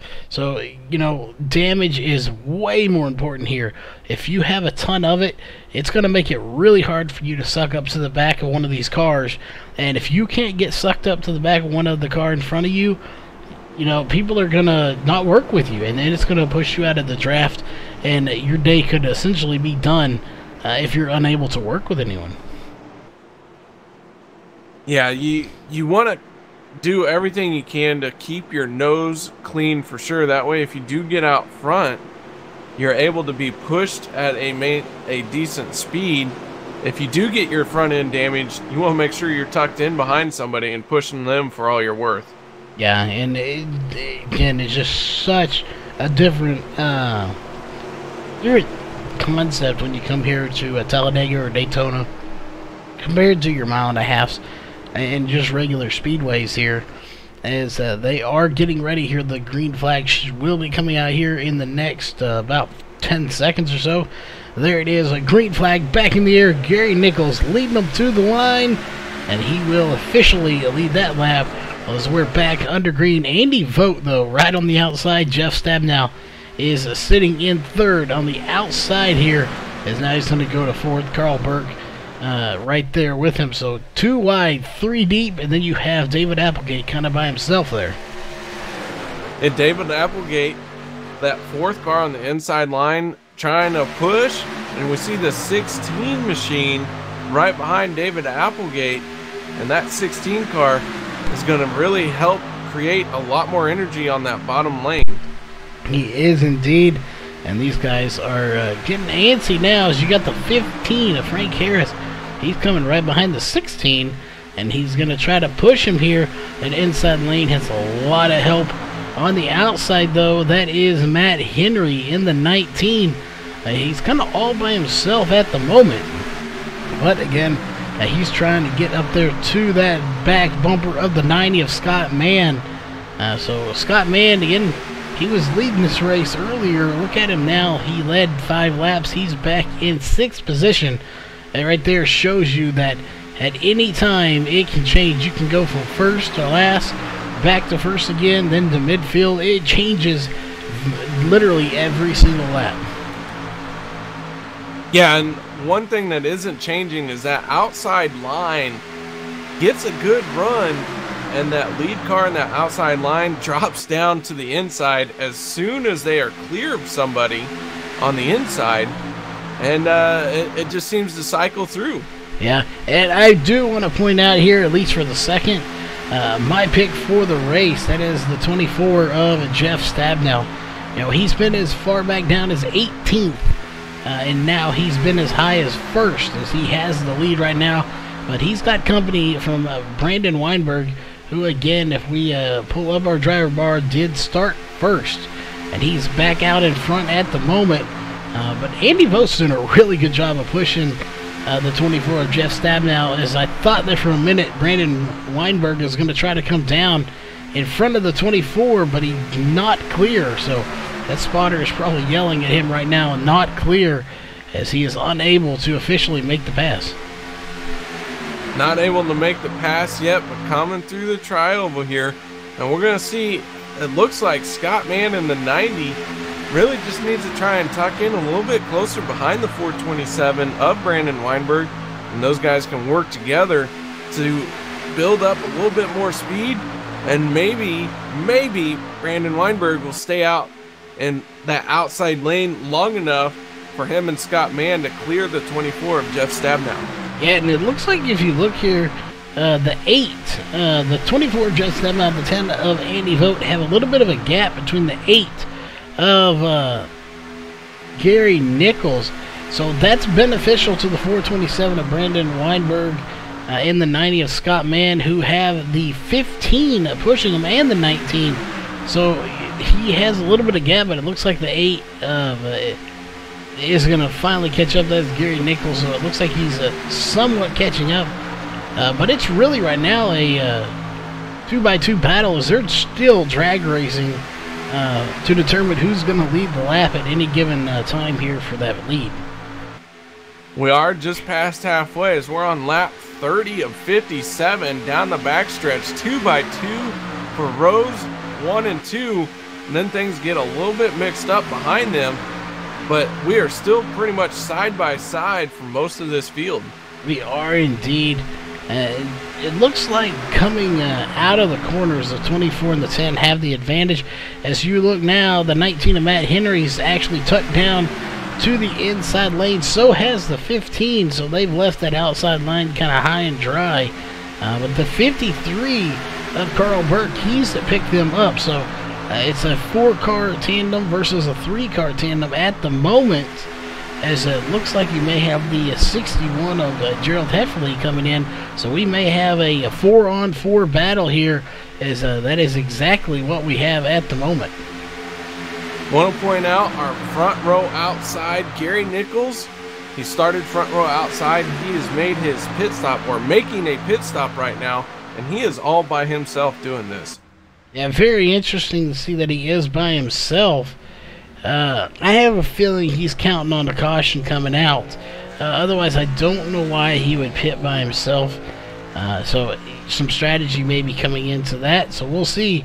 On his behalf, we have had a couple of cautions after a good amount of green flag laps that we've run. So he may be counting on that. He is got to have a caution to get back into this thing, as this field is coming around with a whole lot of speed. They're going to gobble him up by the time they get to turns 3 and 4. They are indeed, and it'll be interesting to see where they choose to go. Again, I'm sure he'll go up high and let them by. He's not going to battle them. There's no point, as there he does go. He is going to go a lap down. He's only doing 170. These guys are doing 190. So they easily put him a lap down. But again, if a caution can come out. These guys will pit. He won't. He'll be back on the lead lap. So, again, definitely has a strategy going, I'm sure. Unfortunately, I'm not sure what it is right now. Yeah, I don't know why he had to pit. Don't know if there was some damage that was causing his temperatures to rise, or if he just wanted to get into the back of the pack. But he is currently scored as the only car 1 lap down. Chris White, he is 5 laps down, and the 20th position is going to Brad Cornell, who has packed it up and headed home. Is indeed. And right now, if you look up front, we have a new leader here. That is the 427 of Brandon Weinberg. Just took the lead, and now they've switched. I'm not even sure how they switched. It was so subtle.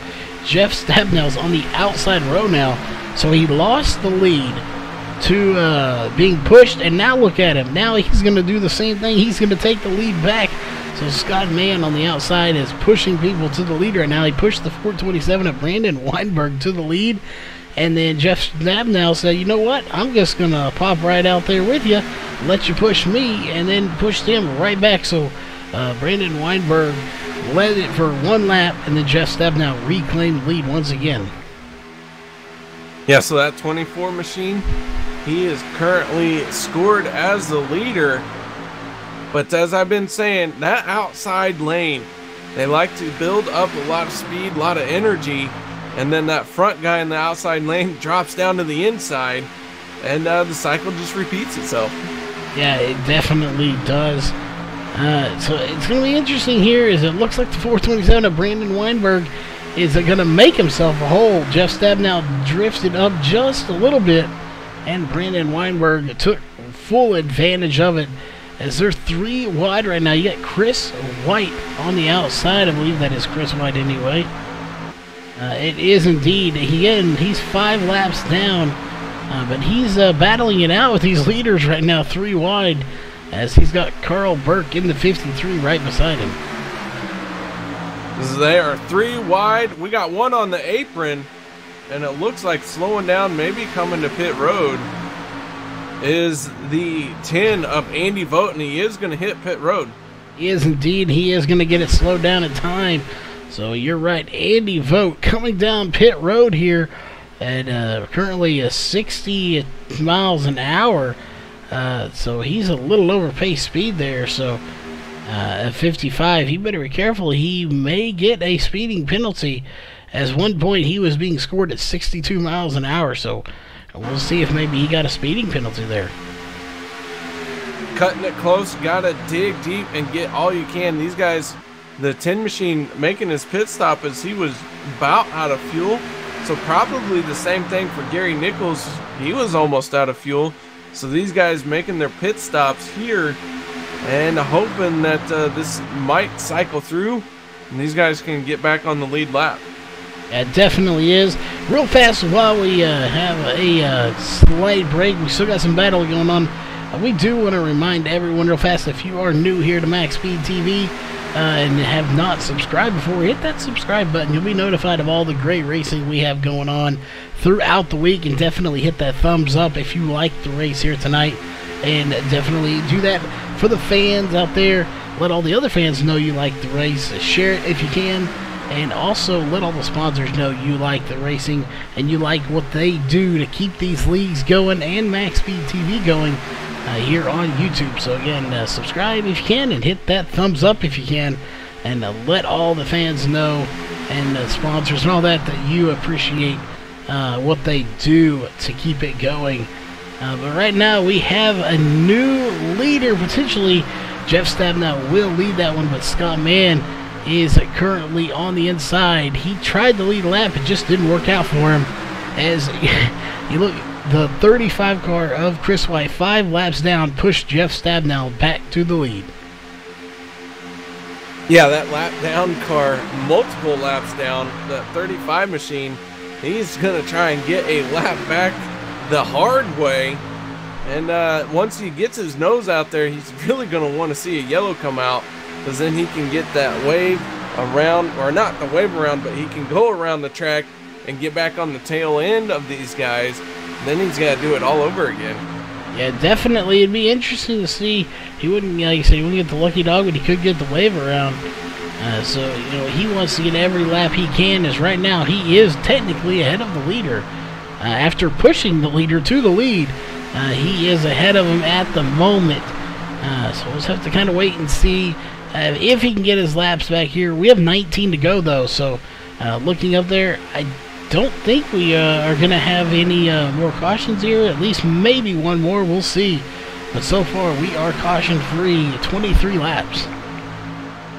Yeah, it's been an intense battle here throughout the field.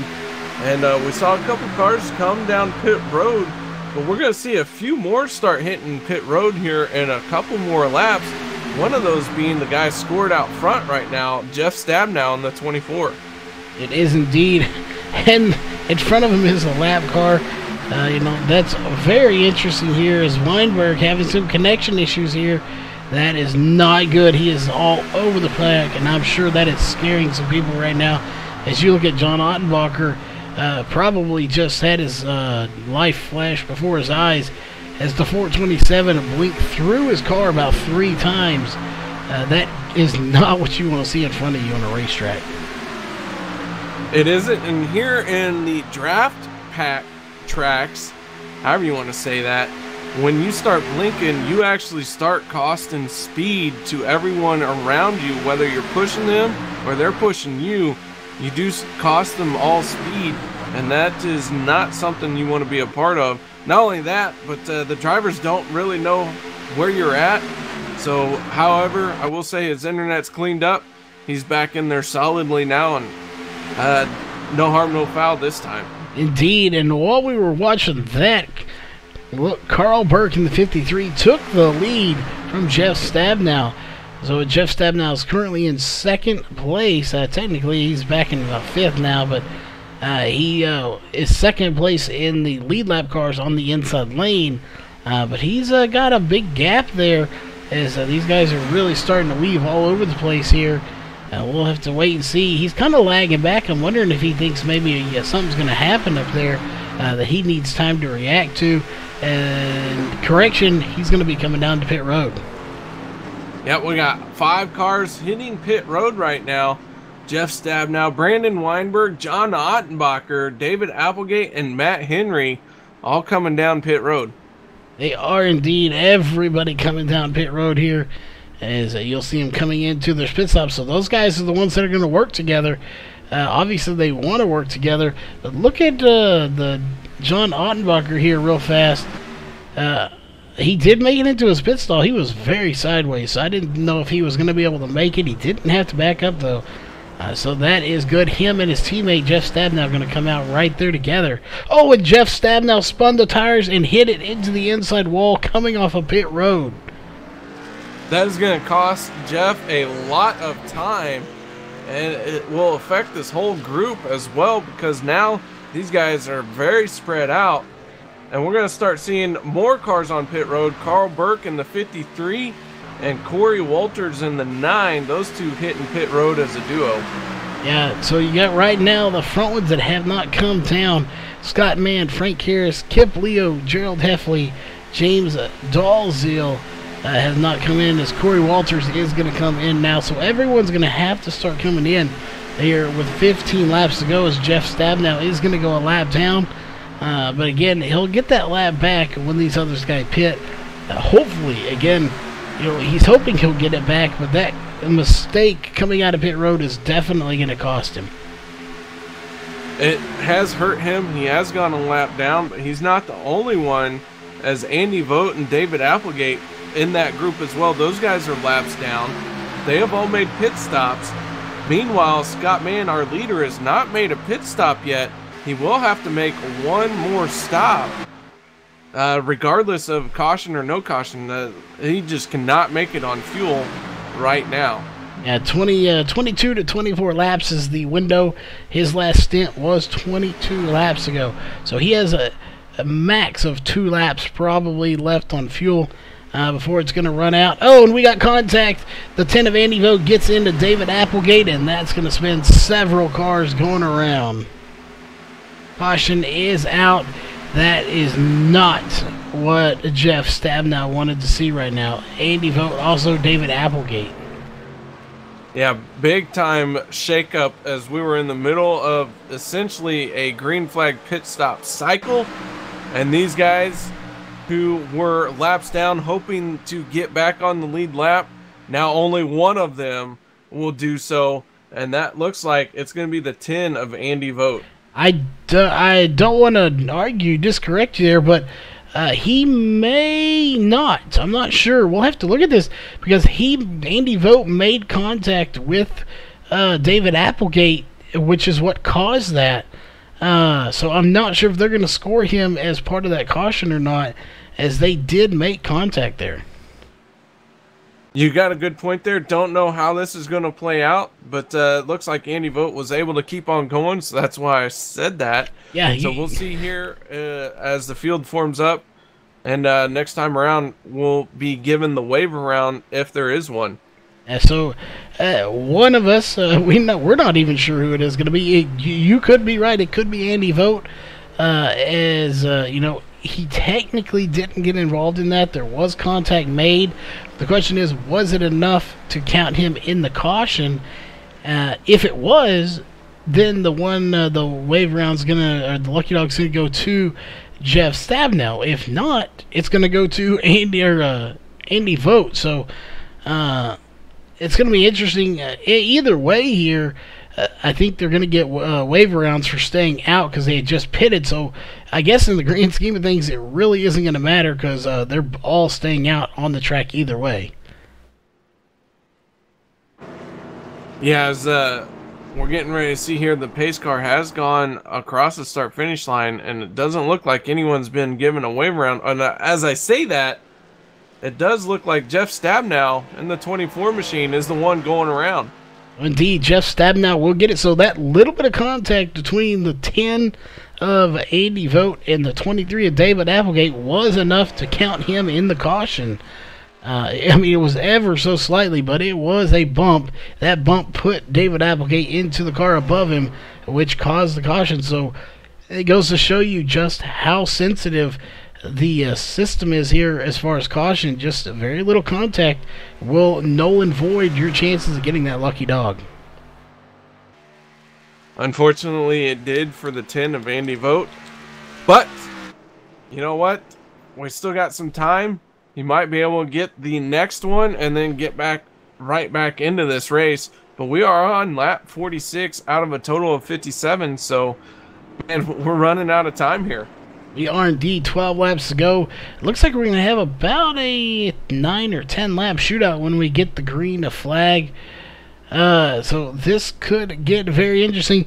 And I know we just had him in the booth. It seems kind of silly to get him back in here, but let's get John Ottenbacher back in here. Look where he's sitting right now in second place. John Ottenbacher, Karen Charles in the booth. Got your ears on? I got him on still. Well, we feel kind of weird getting the same person in here again, but we want to talk to you again. We told you, look at Jeff. He's back up there. You're sitting in second place right now. Yeah, I'm not sure how that happened. Well, we told you, it's Talladega.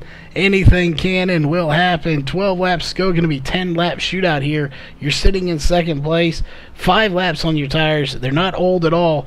Mostly under caution here. So... do you have anything for Brandon? This is a fixed setup, and it is Talladega, so it makes everything a little bit different. But, at this point, going here, you're going to race clean, you're going to race hard. But is it all or nothing here for the most part? Pretty much. Yeah, we're on old tires. We didn't get tires on that one. We just filled it up with fuel. I got tires on the first pit stop I had, so tires are pretty good here. We're not too worried about it. That is true. You took a 7.6 second pit stop. Good news for you, Brandon Weinberg took an 8-second pit stop, so he's on the same strategy. And looks like Corey Walters in third behind you was only on pit road for 0.8 seconds. So I'm not even sure he had time to even stick the nozzle of the fuel thing into the car, but he was barely on there at all. So you got some older tires around you as well. So the question is it going to be a little more difficult without your teammate there? We saw Jeff Sabb now look like he spun it out coming out of pit road. Yeah, it would have been nice to have Jeff right beside me or in front of me. It would have been we could have pulled away from these guys, I think, but we'll just do what we can. We're friends with everyone, so we'll do okay. Definitely good to have friends out there on a track like this. But you know, real fast, we'll probably be talking to you here in a little bit anyway. But any sponsors or shout outs real fast you want to give while we have you here? I'd like to shout out to the Highway Company, and there are some great people over there and a great company. So shout out to them and Walls Beard Co. All right, KR, any final thoughts or questions for him before we let him go? Go get him, John. Sounds good, Kara. Thanks. Well, this is going to get interesting here. Again, I do believe we're going to have a 10-lap shootout here for the end of this race. So this could get very interesting. It could very well get very interesting. And as you like to talk about, once we get inside that 5 to go and the caution comes out, this race finishes under yellow. And I don't think anyone wants to see that, so hopefully we'll get this thing finished out under green. I definitely think we will. You know, in the way it's been going, we have a caution after a long green flag run. So, you know, unless they really buckle down and are pushing and being really aggressive here in these closing laps, I think we'll go the rest of this race under green. We've only had 4 cautions for 12 laps, fixing to be 13 laps. With 10 laps to go, and there is the double file caution thing as it appears on the graphics there. So each time that comes across, it does signify something. This time it's signifying that they are getting the 1 to go. So again, it's going to be a 9-lap shootout. Yeah, the field's starting to form up now. Our front row is going to be made up of our pole sitter, Brandon Weinberg, who has had to work his way back up there, and John Ottenbacher, who started 10th, he's going to start front row outside on this one.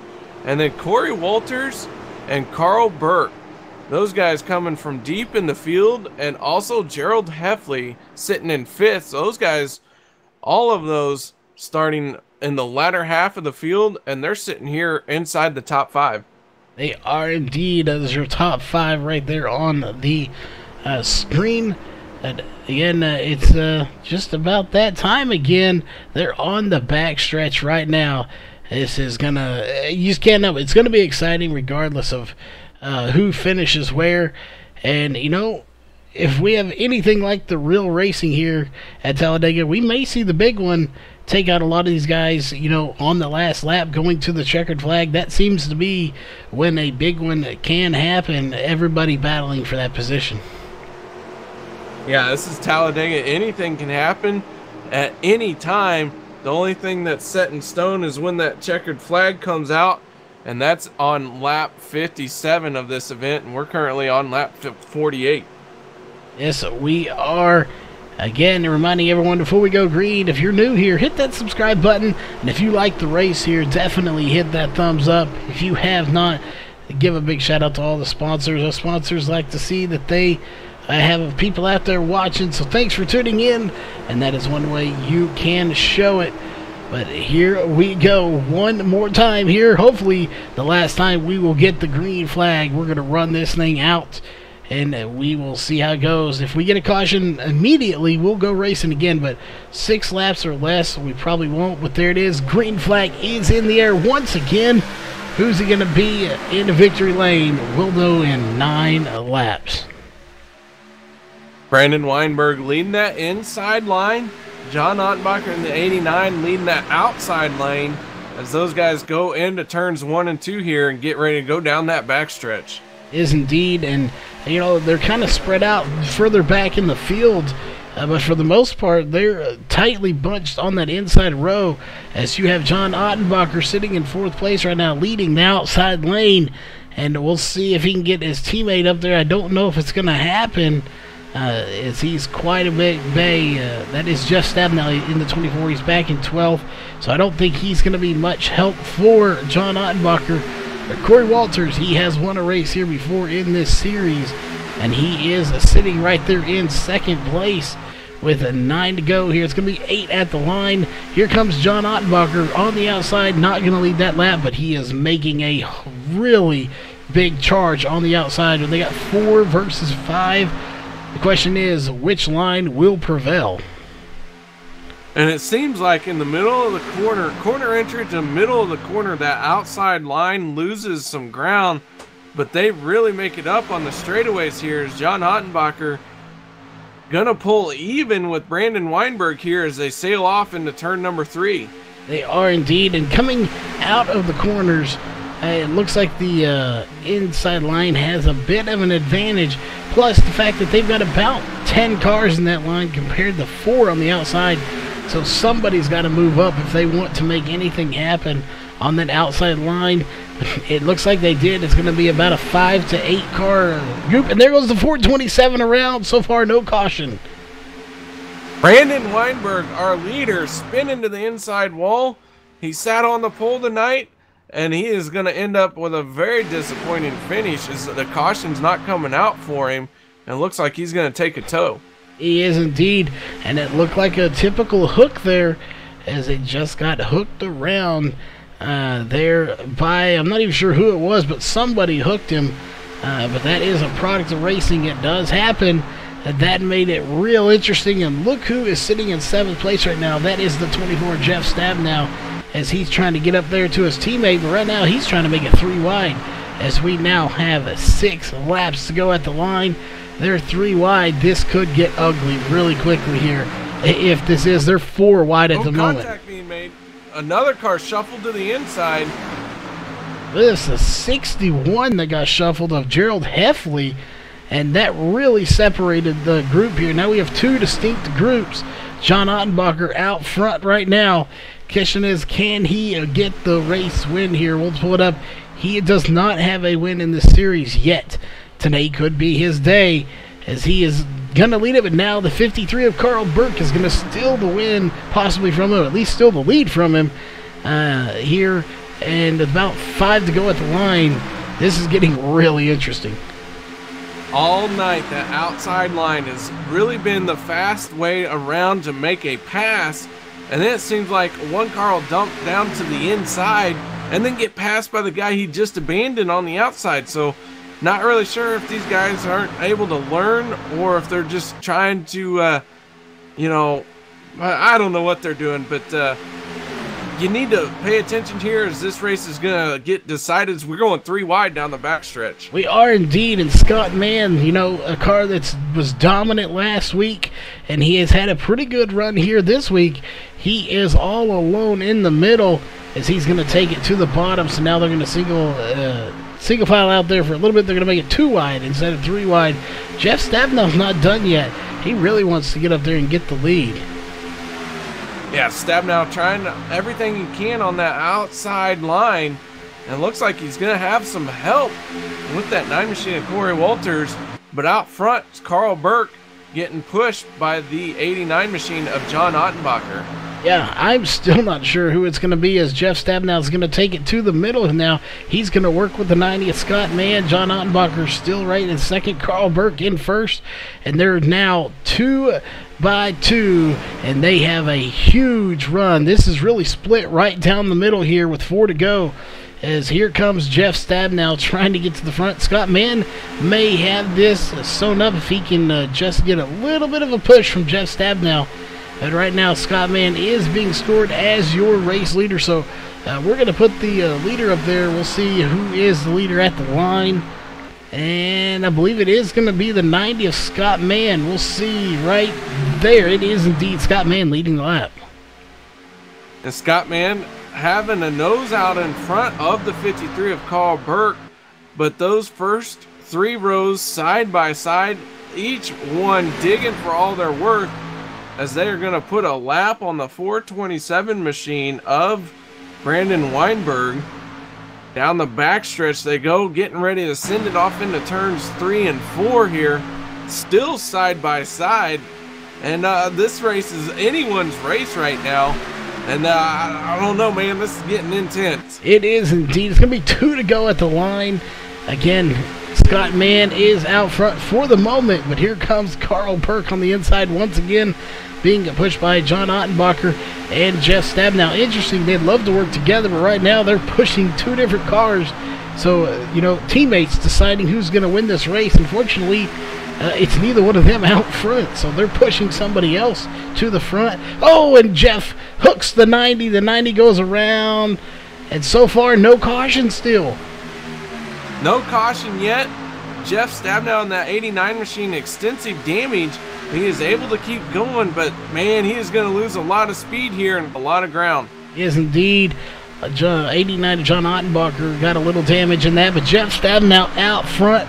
Definitely, he did not mean to do that. It was just a hook, as it's happened many, many times. But even with 1 to go at the line, doesn't mean this race is over just yet, as these guys are mounting another run here.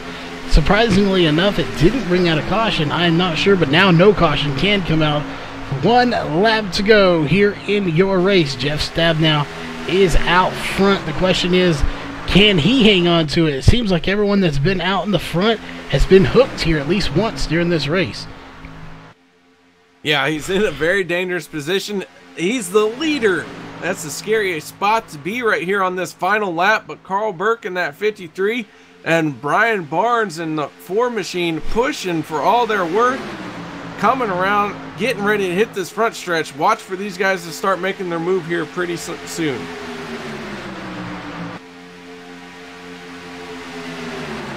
And there they go, Carl Burke's fanning out.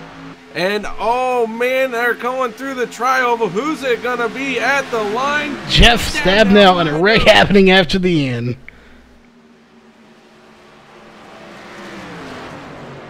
Yeah, definitely what a finish there. It's going to be Jeff Stabnow, Carl Burke, and Frank Harris. Yet a new driver to the league, finishing 3rd here tonight. That was a battle for the ages there for the lead on the last lap. Jeff Stabnow definitely didn't want to see himself spin the leader, but again, if you go back and look close, he may not even have touched him. These cars, the way they're designed here on iRacing, they have that little invisible bumper, and the littlest thing can hook someone around. And it is unfortunate, as we saw hooks happening all night long here.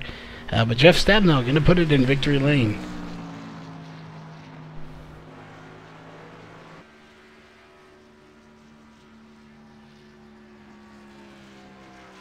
All right, well, we'll watch Jeff do his celebration here, and we'll be right back here in just a moment, as we are going to get everyone up here and do a post-race show coming up in just a few moments.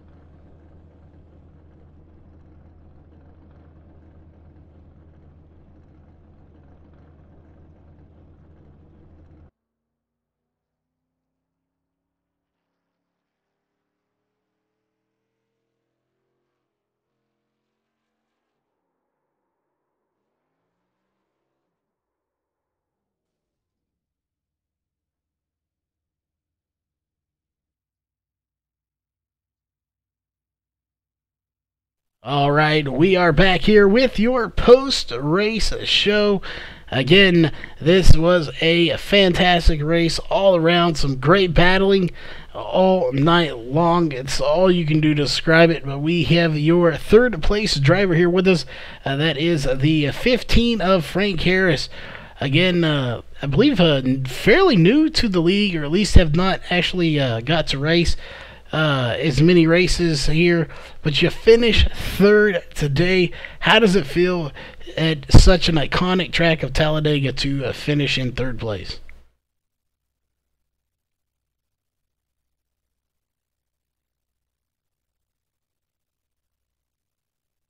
Oh, Frank, you got a copy?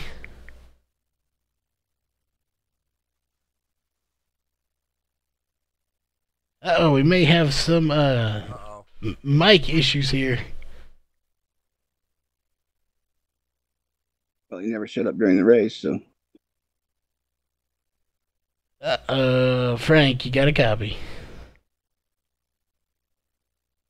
Well, we're having some technical issues with getting Frank's mic working, so we'll keep working on that here. But we do have second place, so we'll go ahead and get to that real fast.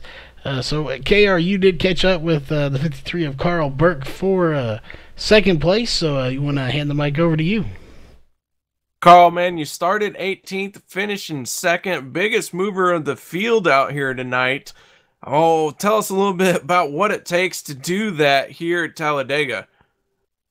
Well, you got to ride in the back for the first half of the race and wait for some of the garbage to clear itself out, and then you can go racing.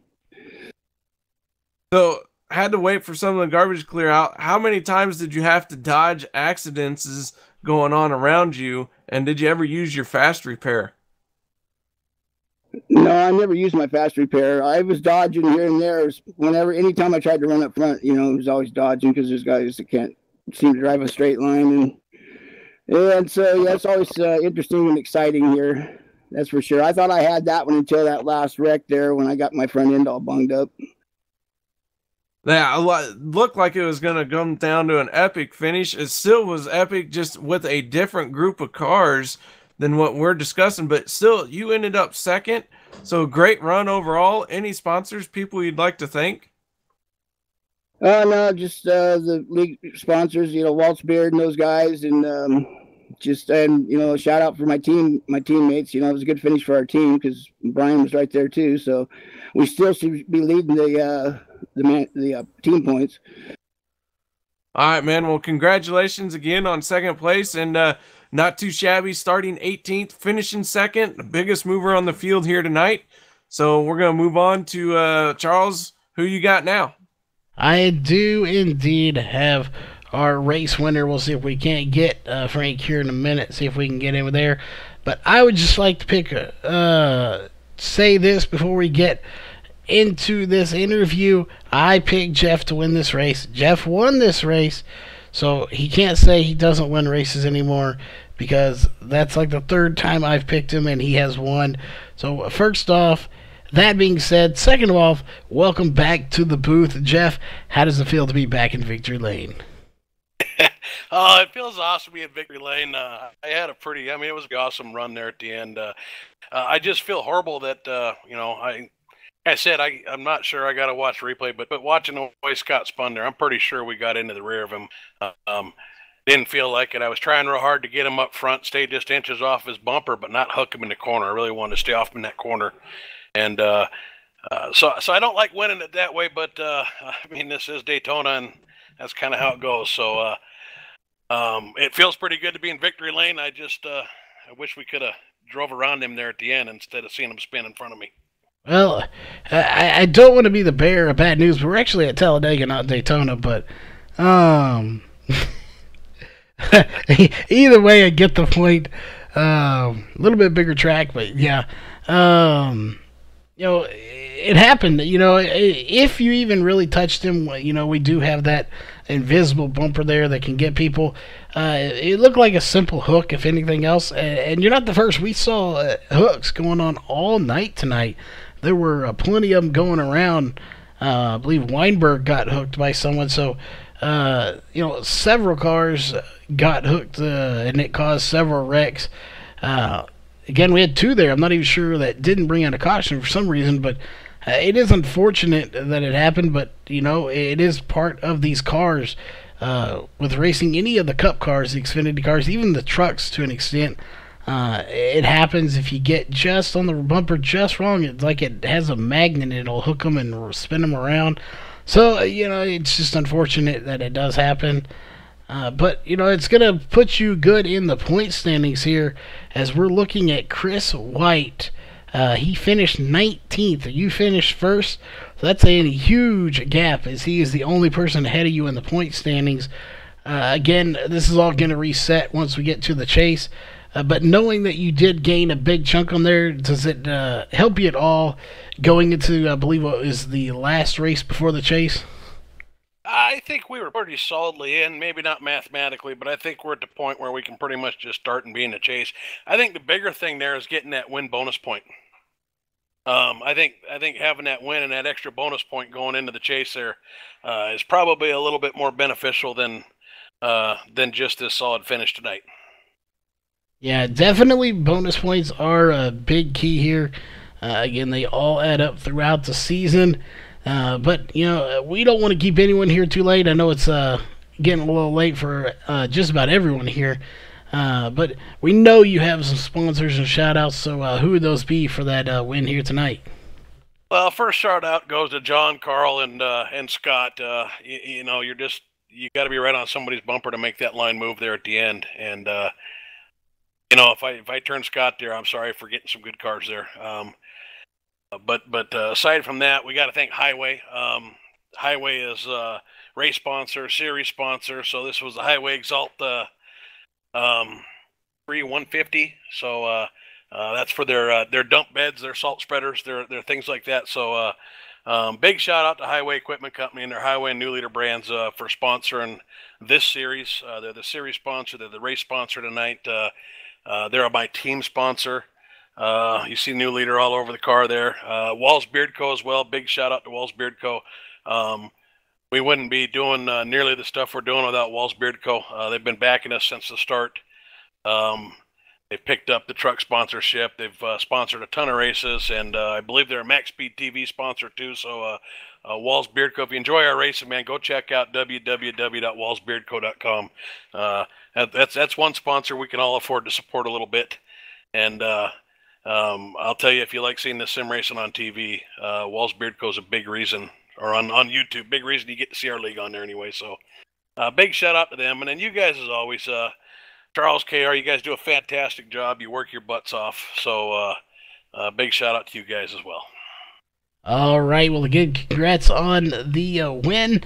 Unfortunately, you can't pull it into victory lane here, but you did some nice burnouts there. Again, some of these tracks you can get to victory lane, some of them you can't, but either way, you won. So definitely go celebrate with that. That being said, we'll see here if we can get Frank one more time. So, Frank, you got a copy? Yeah, 10-4.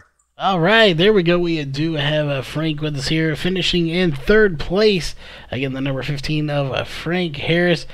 Oh, again, I'm not sure if you just haven't raced or actually just new to the league, but regardless, a great finish here for not having started many races with the league.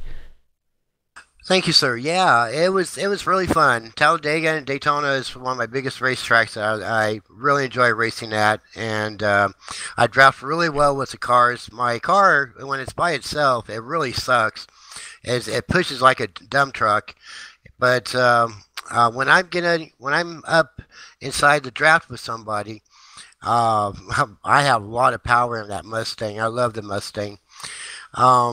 It's a confidence booster going from the back to the front and then back to the front again. Yeah, definitely. You can never go wrong with a good Talladega or Daytona race. Again, there's a lot of series that are based off just running these two tracks. It's so fun. Definitely had a battle there at the end. Awesome finish, a photo finish there for the lead anyway. For first, second, and third, y'all were right there together.